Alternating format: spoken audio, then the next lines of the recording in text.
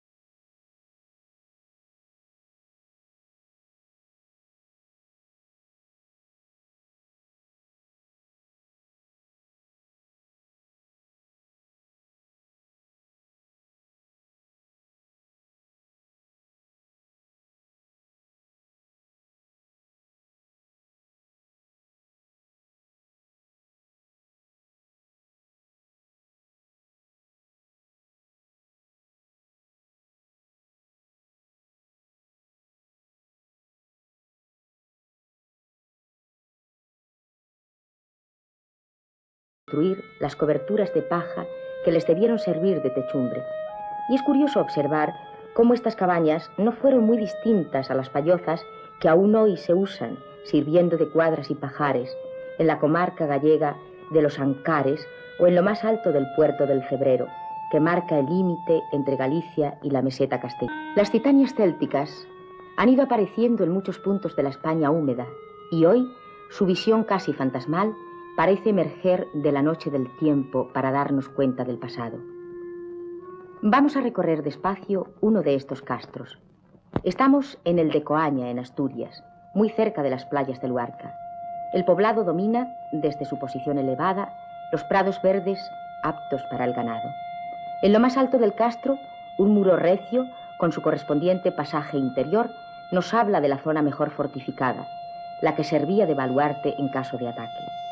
Más abajo se extienden las casas sin orden ni distribución, y entre ellas, en el mismo lugar donde aparecieron, los morteros que utilizaron aquellos hombres, las piedras de sus molinos. Parece ser que las construcciones más grandes sirvieron de graneros y de edificios de reunión. Las más chicas, casi totalmente circulares, fueron viviendas. Aquellos hombres formaron agrupaciones familiares que adoraban a dioses gentilicios comunes, y parece ser que aquella creencia unía con lazos de auxilio a todos los miembros de un mismo clan.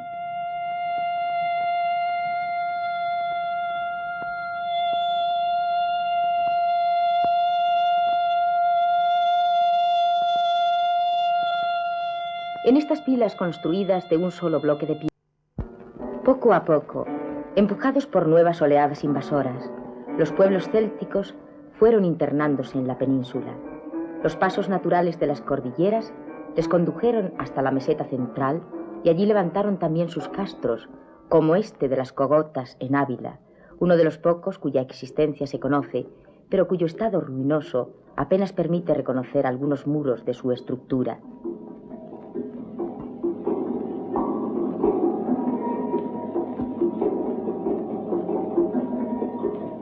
Y aún esa pobre conservación es precaria, porque la obra de los canteros parece amenazar ya la falda del cerro donde se asienta.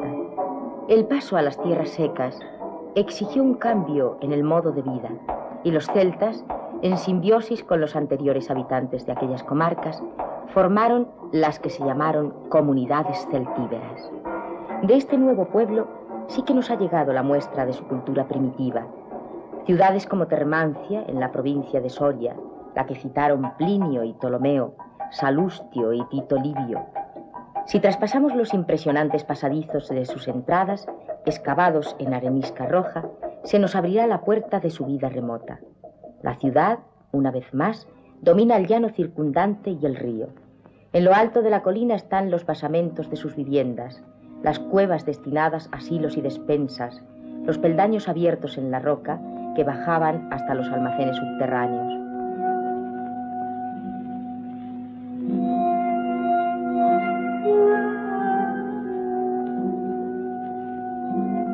Los celtíberos labraron sus calles en piedra viva y desde sus atalayas dominaron sus tierras para defenderlas de los pueblos enemigos.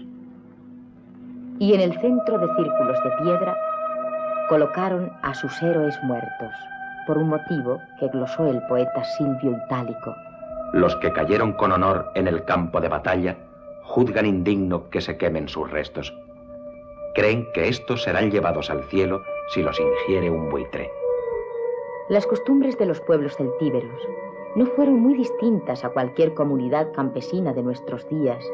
Junto a la agricultura, la ganadería fue una base económica importante de las comunidades celtíberas, sobre todo el toro, y de ese toro, como ayuda en el campo, como poder dominado, surgirán cultos que tendrían que ver con la fertilidad y con la fuerza procreadora que origina la vida.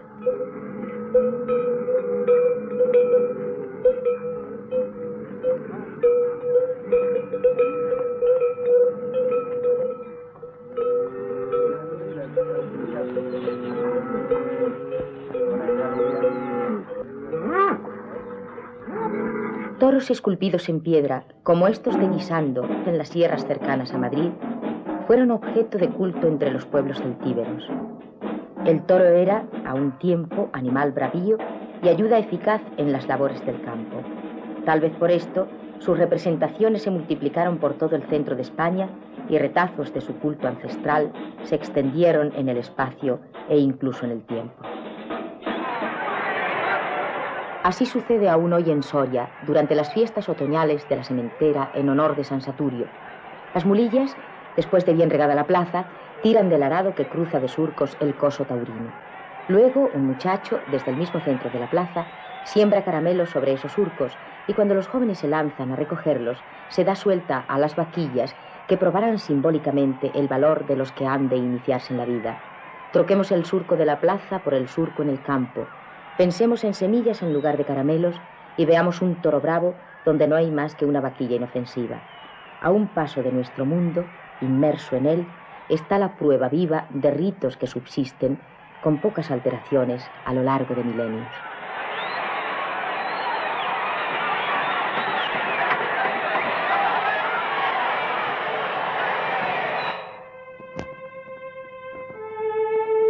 El culto al toro alternó entre los celtíberos con la divinización de otro animal, compañero del hombre en la paz y en la guerra, el caballo salvaje, que había que cazar y domar en la aspereza de los montes.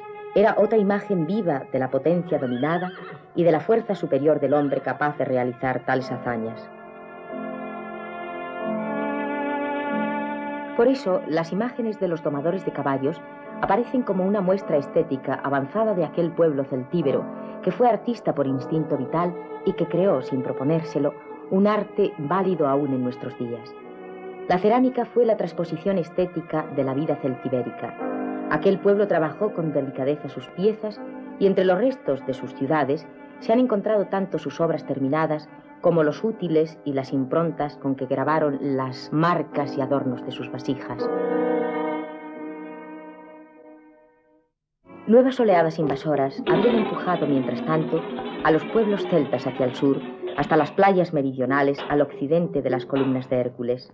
Allí, más allá de las mesetas secas, hallaron yacimientos de metales útiles para sus armas y para sus aperos de labranza.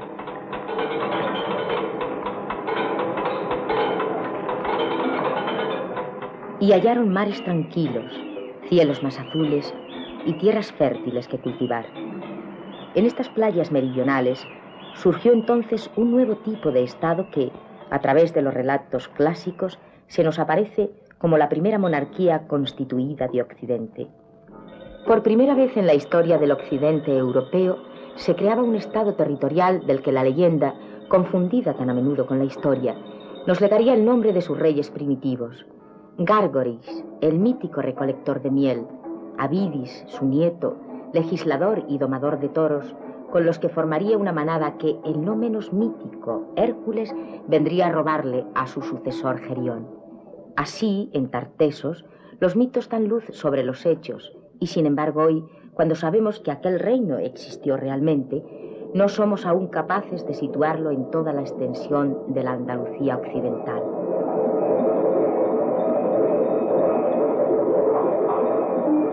¿Alguien sabe dónde estuvo Tartesos, la Tarsis de los libros sagrados? Tal vez en algún lugar del coto de Doñana, tal vez en la isla de la Saltés junto a Huelva. ¿Llegaremos a saberlo algún día?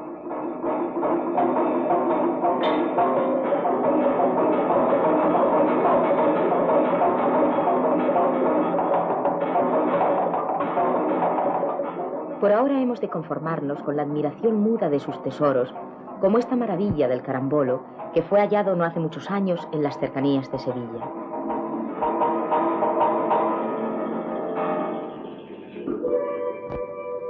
Por ahora hemos de limitarnos a recrear aquel mundo, dando un sentido a los túmulos pelados que se levantan en Carmona, también cerca de Sevilla, junto al cementerio romano que sustituyó a la necrópolis indígena.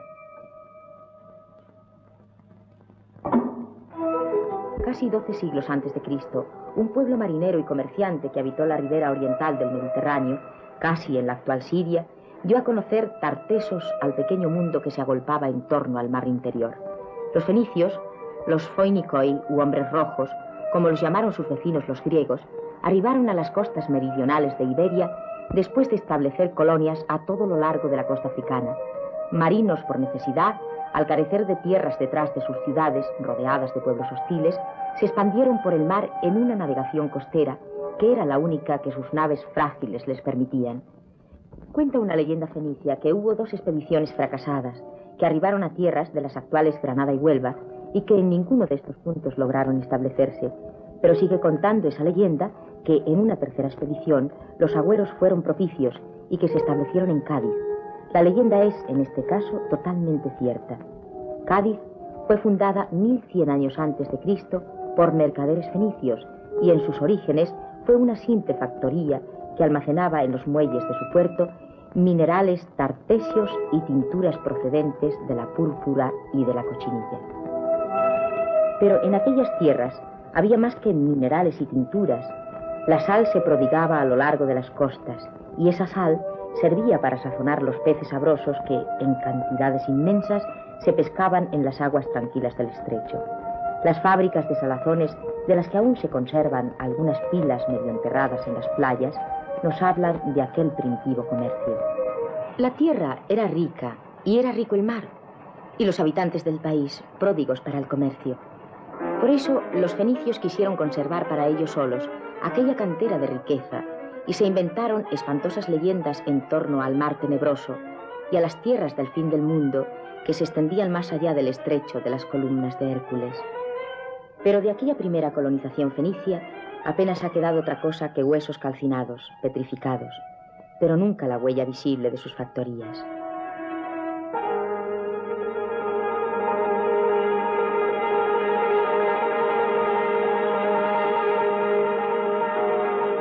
Sabemos que fundaron varias colonias después de Cádiz: Almuñécar, Adra y Villaricos, todas al sureste, Velo al este de Cádiz. Sabemos que estas factorías dependían de la lejana metrópoli y que sus gobernantes se limitaban a tributar el diezmo de sus ganancias para el culto al dios Melcar en la lejana Tiro.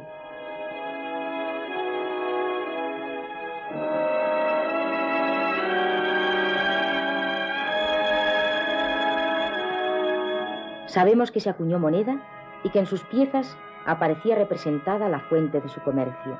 Los pueblos de Iberia, al contacto con sus colonizadores, abandonaron definitivamente sus costumbres cazadoras y el incremento de la agricultura significó un paso gigantesco en su avance cultural. Con ello, la sociedad ibérica se asentaba sobre bases más racionales y las necesidades internas les llevaron a desarrollar la agricultura con unos medios que los hallazgos nos han revelado asombrosamente parecidos a los actuales. Incluso en los poblados, no sujetos directamente a la influencia fenicia, la vida evolucionaba de un modo constante y firme. Veamos el ejemplo de la aldea de Cortes en Navarra. En este poblado, originariamente celta, se hallaron vasijas para contener la cosecha del año, y las viviendas excavadas mostraron esta disposición alargada que servía, en gran parte, como almacén de tal signo de riqueza que entre el pueblo ibero el gran ganadero era ya considerado como un elemento social superior en la vida del poblado. La minería fue explotada en muchas facetas y una vez cubiertas las necesidades internas, gran parte de su producto era destinado a la exportación.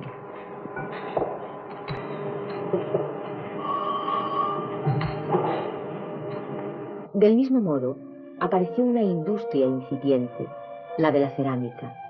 En hornos como este, encontrado en plena sierra del Tibidabo, muy cerca de Barcelona, se cocían cacharros que ya imitaban las formas orientales. Estos hornos se construían en torno a los poblados. Incluso evolucionó el modo de vestir, se hiló y se tejió, y el escritor latino Polibio podría hablar siglos después del contraste entre los iberos elegantemente vestidos con túnicas de púrpura y los celtas del interior que aún cubrían sus cuerpos con pieles de animales. De acuerdo con esta evolución de la vida, los poblados se construían en cerros siempre vecinos a las grandes llanuras del litoral. Había ventajas en aquel emplazamiento porque, por un lado, las distancias hasta los puertos no eran grandes y por otro, En caso de necesidad, la defensa resultaba mucho más fácil. Azayla, en la provincia de Zaragoza, puede darnos una idea bastante exacta de la estructura general de un poblado ibérico.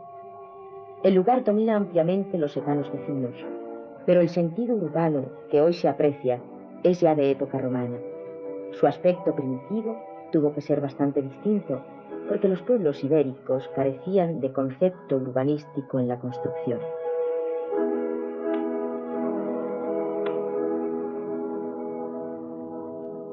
Aquí tenemos el ejemplo. Se trata del Tolmo de Minatera y se levanta junto a la carretera general a pocos pasos de Ellín, en la provincia de Albacete. Sobre el ya clásico cerro, a la vez defensivo y dominador de los campos circundantes, vivirían los campesinos ibéricos huyendo de valles y llanos. La única entrada, con peldaños excavados en la roca, era fácil de defender ante cualquier ataque. Sobre el cerro está, como petrificada, la vida antigua de sus desaparecidos habitantes. Excavados en la roca, subsisten los depósitos de aceite y los hilos para guardar cereales. El aceite y la harina se obtenían en estos molinos, que muestran aún las estrías que ayudaban a una mejor molienda.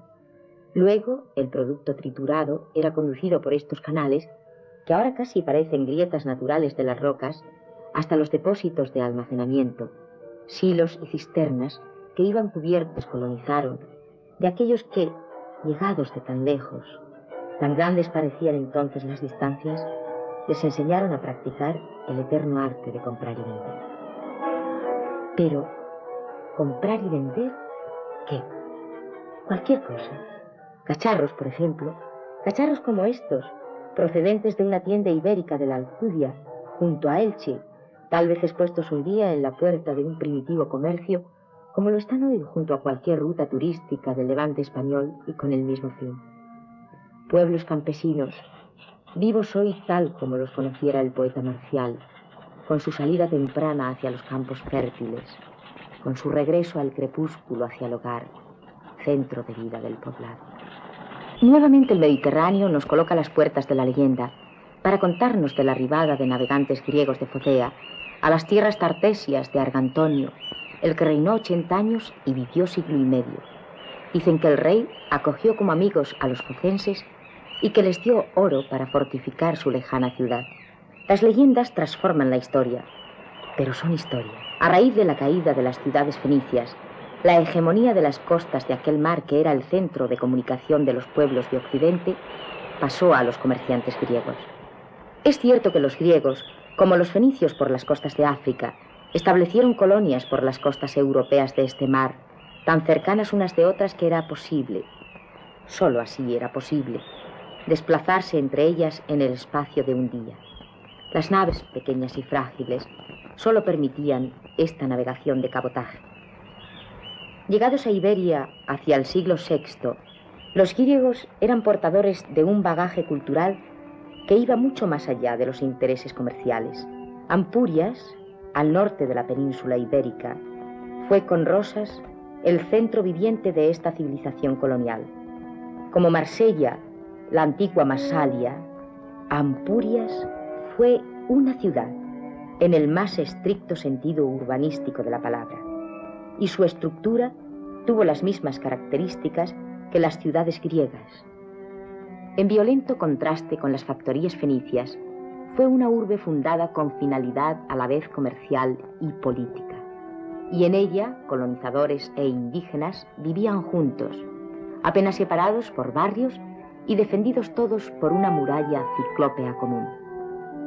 Entre colonos y nativos hubo una auténtica convivencia que abarcó desde la defensa pura hasta una total fusión de gentes, de estilo, de arte y de vida. Recorriendo las ruinas podemos encontrar las huellas de esa vida que latió en el recinto urbano. El piso de una casa, aún con la inscripción helénica de despedida, adiós, buena suerte. Las ruinas de la Stoa, el mercado de la ciudad griega, gracias a las cuales se ha conseguido reconstruir su primitivo aspecto lleno de armonía clásica.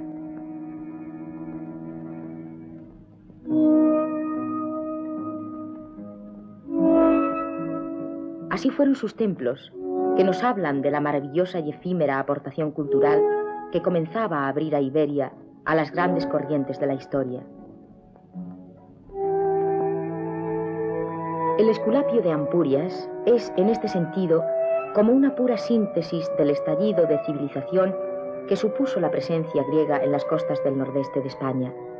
El lazo de ese nudo que une a la península con el mundo más civilizado del Mediterráneo, conformando para siempre su zona de influencia en la idea del orden, de la armonía y la estética. Obra toda del mar. De ese mar que hoy se nos antoja chico, pero que fue, durante toda la Edad Antigua, el centro de la vida comercial y espiritual de Occidente. Con los hombres que crearon esta maravilla del arte antiguo, entraron en Iberia los dioses casi humanos de un panteón en el que la belleza de la forma contó como idea primaria y central de los sentimientos religiosos. Tanto las esculturas de los dioses como los elementos del culto forman íntima parte de esta idea.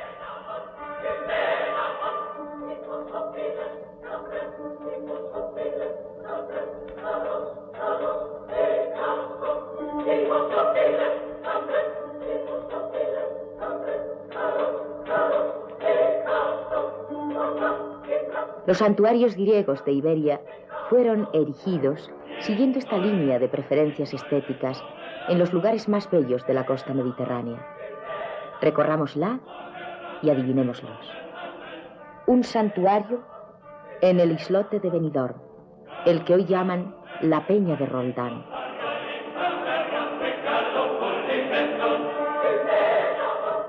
Otro en el peñón de Ifac, en la atalaya de la Costa Blanca. Un tercero en el áspero y grandioso Mongó de Denia, que dedicaron a Diana y llamaron Hemeroscopion. Y las cerámicas, las de figuras negras y rojas, llegaron hasta esta tierra del fin del mundo en sus formas más hermosas, en sus más delicados dibujos, contando también, como todo el arte griego, su dorada leyenda de dioses y héroes. Sería extraño comprobar cómo, frente a esa belleza, los pueblos ibéricos intentaron superarse. La cerámica sujeta a influencia griega se hizo más airosa y estilizada. Y surgieron nuevos cultivos, olivos y viñedos que se adaptaron fácilmente a las tierras fértiles y produjeron el aceite y los vinos que se exportarían durante siglos por todo el Mediterráneo.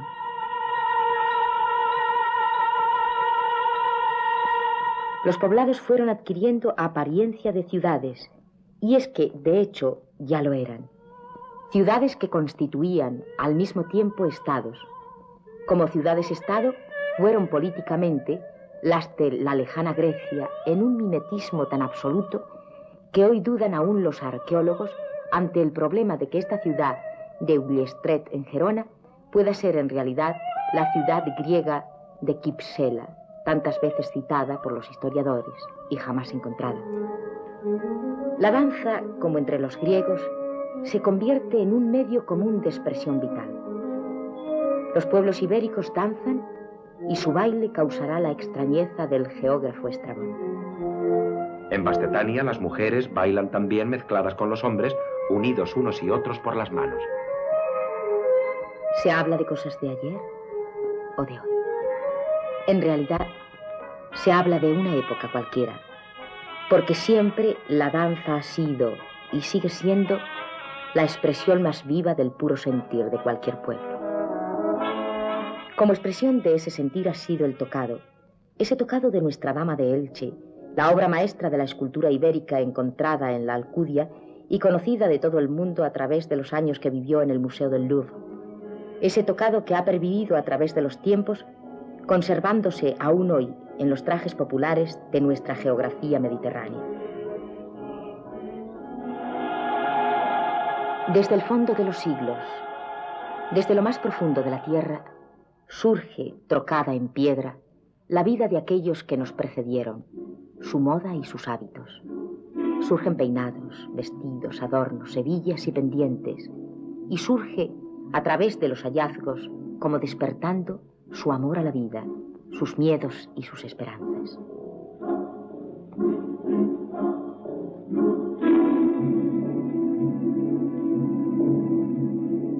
surge del dominio de esos muertos que han sido para nosotros como el legado de la vida, la eternidad de los sentimientos humanos. Siempre los mismos. Un hombre, una mujer, la pareja humana, el amor. Nunca, a lo largo de la Edad Antigua, dejó de ser el Mediterráneo el centro de cualquier acontecimiento importante. Ahora, otra vez volvía a serlo.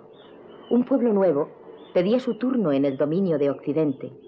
Hacia el siglo V a.C., los cartagineses, herederos de los vencidos fenicios, puesto que procedían de una de sus colonias africanas, Cartago, tomaron la antorcha de sus fundadores y con sus mismos fines comerciales enfilaron sus naves de cabotaje hacia las islas vecinas de Iberia y se asentaron en una de ellas, Ebusus, la actual Ibiza. Hoy, Ibiza es, en muchos de sus rincones, una inmensa necrópolis cartaginesa, la cabeza de puente de su expansión que está sembrada de sarcófagos.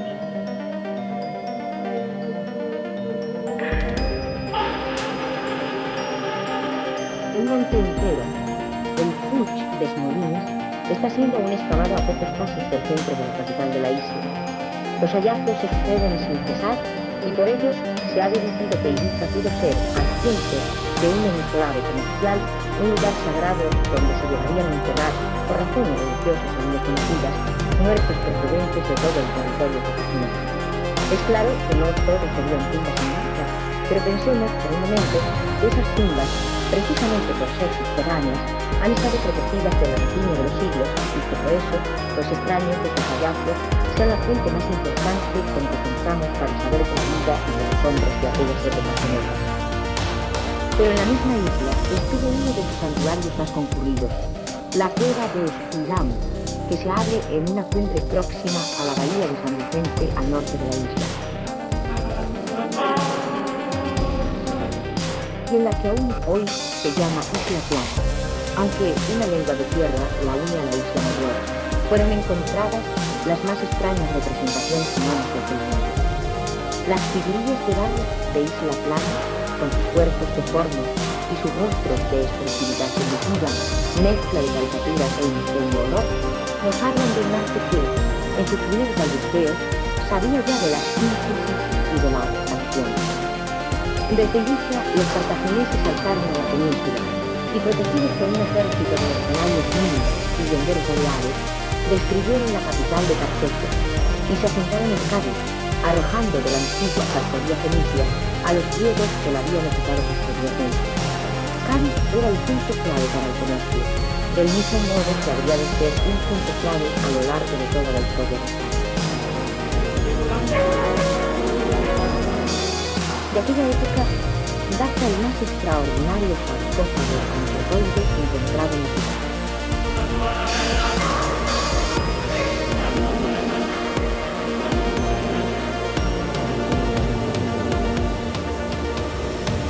Y las figurillas de tierra cocida halladas en muchos puntos de la costa ibérica son muestra de un sentido barroco oriental del arte que retrata la más delicada expresión humana.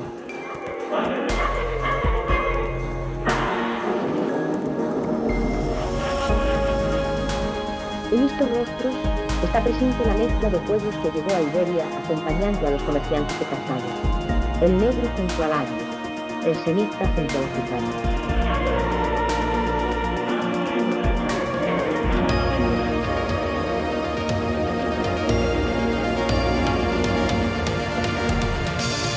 Ahí está, en increíble profusión, los biberones de barro que parecen imprimir la utilidad al sentido del juguete.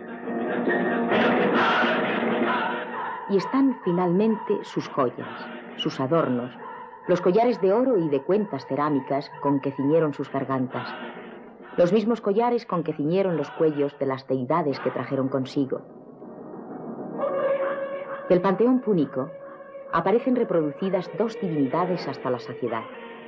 Una de ellas, el diosecillo Bes, pequeño y horrible, corcovado, viejo y barbudo, como un sátiro medio burlón y medio perverso. La otra divinidad es Tanit, la diosa de la fertilidad, de la tierra. En realidad, Tanit no es más que la versión cartaginesa de la griega Proserpina, y aquella no fue otra que la era de las religiones orientales.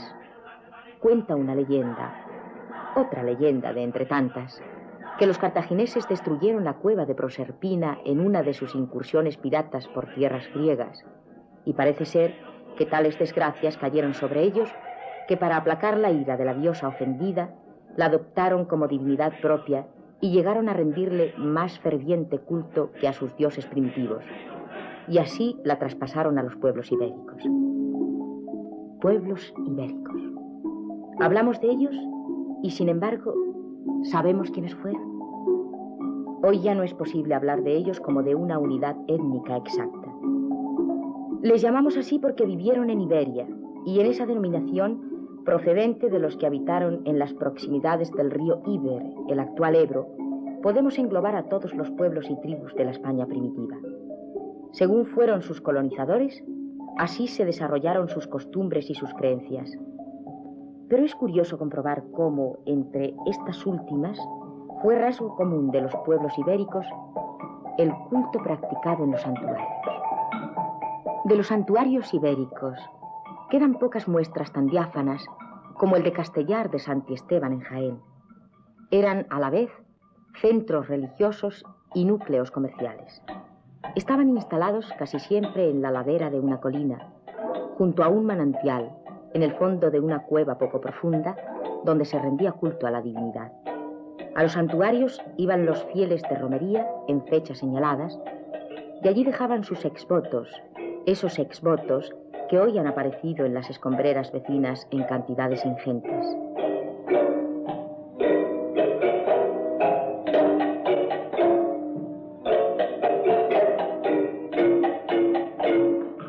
Al santuario acudía todo el pueblo. Así nos lo muestran las figurillas votivas. Hombres y mujeres, jóvenes, viejos y niños, nobles y plebeyos, mezclados en un culto común que unía a las incipientes clases sociales que ya se habían formado al contacto con los colonizadores venidos de más allá del mar. Al santuario acudían todos aquellos que tenían algo que pedir a las desconocidas divinidades que albergaban.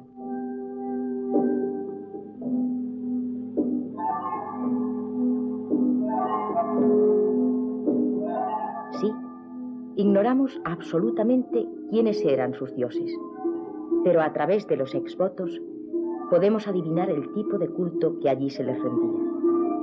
Sabemos, porque nos lo muestran sus figurillas, cómo se oraba. Sabemos qué presentes se ofrecían a las divinidades, frutos y pájaros. Sabemos que se pedía por la cura de enfermedades, por las cosechas, por los animales domésticos, por el éxito en el combate, por la suerte en la vida. Y de ese modo, porque nadie hay en el mundo que no tenga algo que pedir, el santuario se convertía en un lugar de multitudinaria reunión periódica, donde acudían fieles procedentes de los más lejanos lugares. Y se acudiría en días señalados, y esa concentración masiva de gentes convertiría los santuarios automáticamente en un mercado donde a un tiempo se oraba y se comerciaba, se cantaba y se bailaba.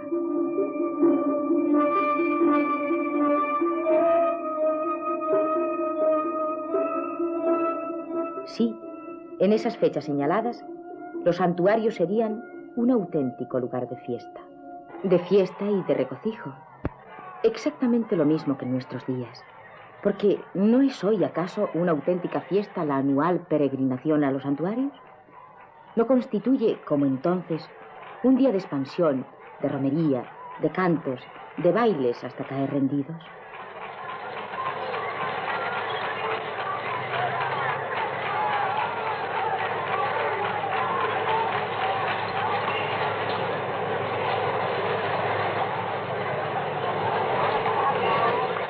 Todos hemos visto estas escenas en cualquier parte de España y sobre todo, como entonces, en las comarcas meridionales de la península. Cualquiera ha contemplado o ha vivido ese entremezclarse de preces y de cantos y de siestas bajo los árboles junto a la ermita.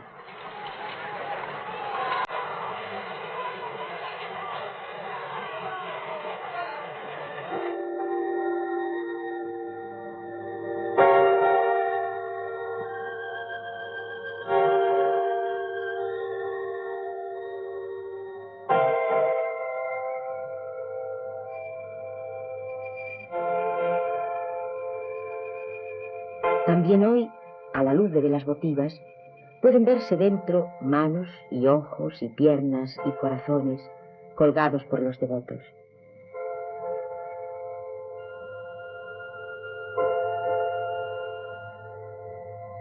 Piernas, manos y hasta dentaduras de entonces que se repiten hasta la saciedad en las escombreras ibéricas que fueron desagües de los manantiales. Porque a esos manantiales se arrojaban los exvotos, exactamente como hoy, en la localidad burgalesa de Salinillas de Bureba, son arrojadas piedrecillas milagrosas en el pozo del santuario de Santa Casilda.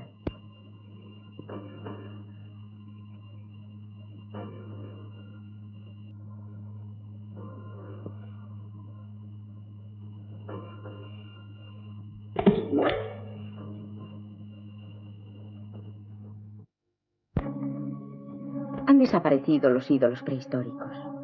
Los pueblos ibéricos han evolucionado en sus creencias. Hay un culto. Hombres y mujeres que lo practican. Hombres y mujeres que lo dirigen.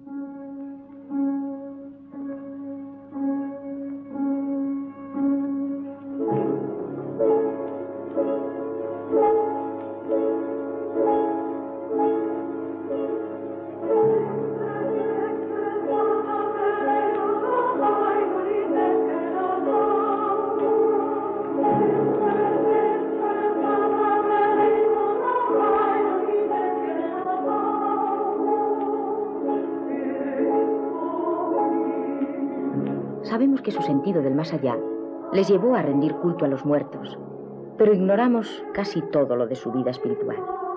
A veces, solo nuestra imaginación puede ayudarnos a reconstruir lo que fueron aquellos cultos, aquellas creencias. Sabemos que los animales de piedra fueron seguramente manes protectores de tumbas. Los cadáveres, incinerados o inhumados, según lugares e influencias, eran llevados bajo la tierra acompañados de sus armas retorcidas y de sus adornos más queridos. Joyas que han podido conservarse hasta hoy como si los muertos tuvieran poder para guardar el pasado de la historia para siglos posteriores. Y eso porque, entre aquel pueblo, precisamente por influencia oriental llegada por el camino de Cartago, la muerte era solo un paso, un camino, un tránsito, un sueño. El símbolo de la Isis egipcia da paso a una sucesión de creencias mistéricas recibidas del otro lado del Mediterráneo. Dioses venidos de más allá de los mares azules hacían evolucionar a aquel pueblo hacia ideas religiosas superiores, ideas que fundían ya a la divinidad con el misterio. Y ese misterio solo podían desvelarlo quienes dedicaban su vida a la religión y a su culto. Las ideas, por ese camino, se convierten en símbolos y ellos nos llevan de la mano a su representación plástica, al triángulo, a la flor de lis.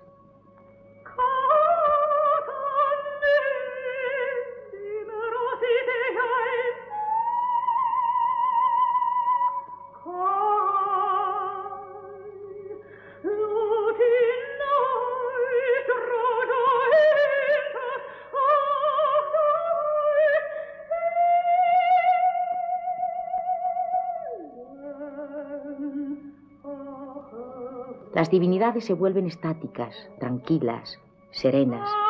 Representan ya seres más allá de las pasiones humanas.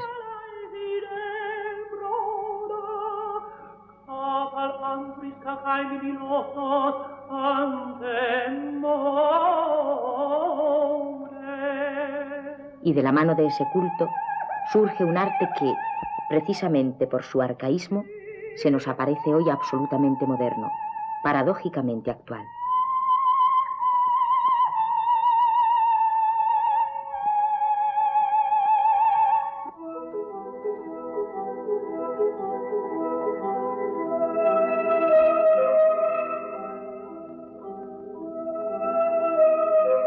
Y se desarrollan ciudades como Lucentum, al lado mismo de Alicante, ya hoy a punto de desaparecer con todos sus recuerdos de época ibérica y romana, devorada por un cerco de hormigón y de vigas de hierro.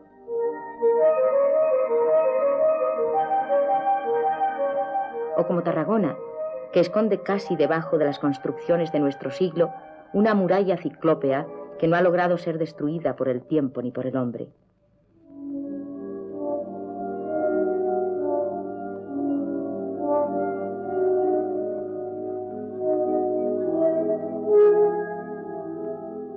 En esta situación adivinamos distintos núcleos de influencia en los pueblos ibéricos. El primero, en Andalucía Oriental, es de influencia fenicia y púnica. El segundo abarca Valencia y el sureste. En él se unen lo púnico y lo helénico. El tercero, en Cataluña, recibe influencia griega sobre su cultura de base indoeuropea. Y el cuarto, sobre el Valle del Ebro, mezcla todas las influencias de los otros dos grupos. De pronto, en el año 241 a.C., un tratado entre griegos y cartagineses establece el Ebro como límite de influencia y de comercio de ambos pueblos. Una nueva potencia comienza a apuntar en el Mediterráneo, Roma. Ella será, por miedo a los cartagineses que se asentaban hasta pocos años antes en Sicilia, quien arbitre el tratado y quien incline la balanza de su favor sobre los comerciantes griegos. Por su parte, Cartago no estaba dispuesta a ceder su influencia en Iberia. Y esto por una razón fundamental, porque si los cartagineses no eran guerreros, sabían encontrar a quienes luchasen por ellos como mercenarios, y porque, junto a los númidas africanos, nadie mejor que los guerreros ibéricos para formar parte del gran ejército que necesitaban para enfrentarse a Roma. Los íberes, en sus guerras, han combatido, pudiéramos decir, como peltastai, porque luchando a modo de bandoleros, iban armados a la ligera y llevaban solo jabalina, honda y espada.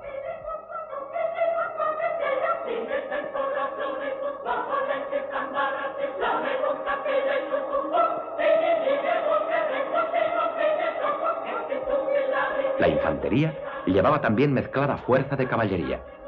Los caballos estaban habituados a escalar montañas y a flexionar rápidamente las manos a una orden dada en un momento oportuno. No es costumbre privativa de los íberes la de montar dos en un mismo caballo, de los cuales uno, llegado el momento del combate, lucha como peón. Están acostumbrados a trepar por los montes y a saltar entre las rocas con sus armas ligeras. Así hablaban de ellos Estrabón y el historiador Tito Livio. Pero otros despreciarían a los guerreros ibéricos, y entre ellos no sería Polibio el más enconado. No son más que bandidos, que si algún valor tienen para devastar los campos vecinos, incendiar las cosechas y robar los ganados, nada valen en cambio en el ejército ni en combate regular. Luchan más confiados en la huida que en sus propias armas. Por su parte, Diodoro de Sicilia describiría así su armamento. Llevan en tiempo de guerra unas pequeñas rodelas que les protegen el cuerpo. En las batallas las manejan con tanta ligereza, volteándolas con tanto arte y rapidez, que evitan con ellas los golpes de los adversarios. La falcata, la corta espada curva ibérica, pronto atacaría bajo mando cartaginés en los campos de Italia, y allí también los guerreros hispánicos dejarían patente de su arte de luchar frente al mayor ejército que la historia ha conocido en el mundo antiguo.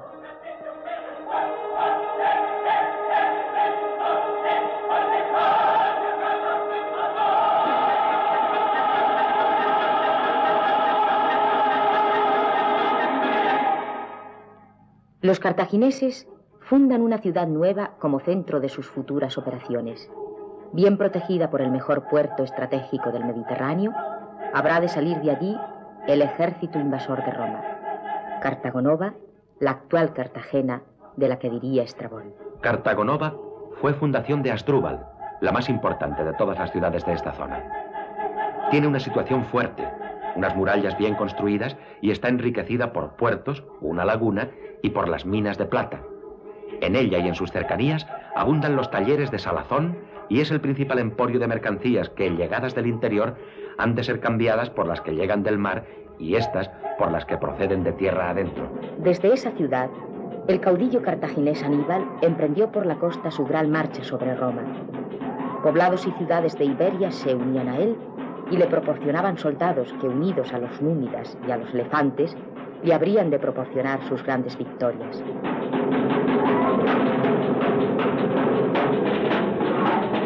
Solo una ciudad se resistió a su paso, Sagunto, y Aníbal tuvo que someterla, y en ese sometimiento se iba a abrir la primera página del heroísmo ibérico. Tito Livio había dicho de la plaza: esta ciudad, la más rica con mucho de las del lado de allá del río Iber, estaba situada a unos 1000 pasos de distancia del mar. En corto espacio de tiempo habían acrecentado sus recursos hasta llegar a la pujanza actual con las ganancias del comercio marítimo, por los productos de la agricultura, por el incremento de la población y por la moralidad de su conducta que les hizo respetar la fidelidad para sus aliados hasta el punto de acarrearse su propia desgracia. Meses enteros de sitio terminaron con la inmolación masiva de los habitantes de Sagunto, y esa victoria permitió a Aníbal seguir su marcha. Pero casi al mismo tiempo, los ejércitos romanos desembarcaban en Ampurias y, en venganza a la guerra de Aníbal, arrasaban las ciudades que habían sido más fieles a Cartago. Astapa, Cástulo y Velo pagaban con su destrucción la entrega de los mercenarios que vencían en Italia. Con la entrada de los ejércitos romanos en Iberia, una nueva era se abría para el país. Una era que marcaría con su huella no ya la tierra, sino a los hombres. Roma iba a entrar en Iberia como una sabia renovadora de mundos y creadora de imperios. Y su paso quedaría marcado para siempre en la lengua y en las costumbres y en el modo de ser y de obrar de aquel pueblo que fue capaz de fundirse y moldearse al soplo de las grandes corrientes culturales de la humanidad.